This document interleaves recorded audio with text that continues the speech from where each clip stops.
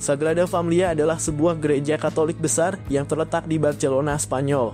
Konstruksi gereja ini dimulai pada tahun 1882 dengan desain awal oleh arsitek bernama Francisco de Paula. Namun pada tahun 1883, Antoni Gaudi mengambil alih proyek tersebut dan mengubahnya secara radikal dengan gaya arsitektur modernis yang inovatif. Gaudi merancang Sagrada Familia dengan konsep yang menggabungkan elemen-elemen arsitektur gotik dan seni Eropa yang khas. Gaudi juga menggabungkan elemen alam dalam desainnya, menciptakan sebuah ruang yang penuh dengan cahaya dan harmoni. Setelah memimpin pembangunan gereja ini selama 43 tahun, pada tanggal 7 Juli 1926, Antoni Gaudi mengalami kecelakaan yang sangat tragis. Sang arsitek ditabrak kereta tram saat sedang berjalan menuju Sagrada Familia di salah satu jalan Barcelona. Pada saat insiden itu, yang sangat disayangkan adalah sang arsitek tidak mendapatkan tindakan medis yang cepat dikarenakan Gaudi dianggap seorang gelandangan karena penampilannya yang sederhana. Gaudi dibawa ke rumah sakit dalam keadaan luka serius dan 3 hari kemudian, pada tanggal 10 Juni 1926, sang arsitek menghembuskan nafas terakhirnya.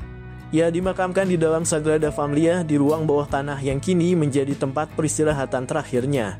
Warisannya sebagai arsitek visioner dan inovatif terus hidup melalui karya-karyanya yang masih berdiri hingga kini.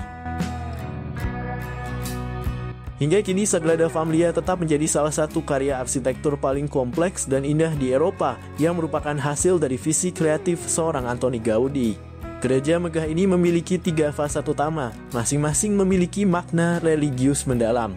Yang pertama, fasad kelahiran Yesus. Fasad ini penuh dengan dekorasi yang menggambarkan kehidupan awal Yesus dan dihiasi dengan elemen-elemen alam.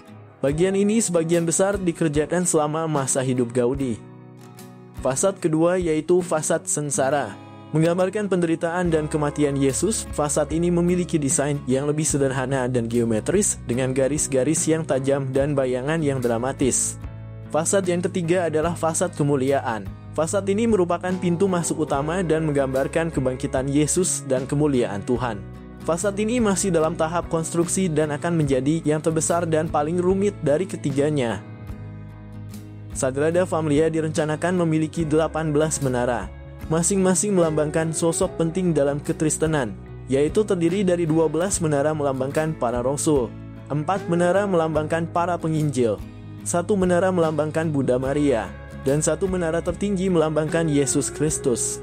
Menara-menara ini memiliki bentuk yang unik menyerupai kerucut dengan dekorasi mosaik di puncaknya.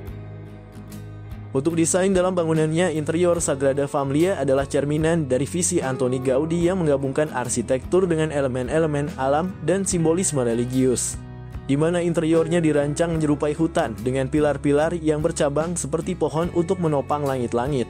Pilar-pilar ini tidak hanya mendukung struktur bangunan, tetapi juga menciptakan efek visual yang unik yang menciptakan ilusi seolah berada di dalam hutan. Langit-langit gereja ini dirancang dengan detail yang rumit, menciptakan efek cahaya yang dramatis saat sinar matahari masuk melalui jendela kaca patri.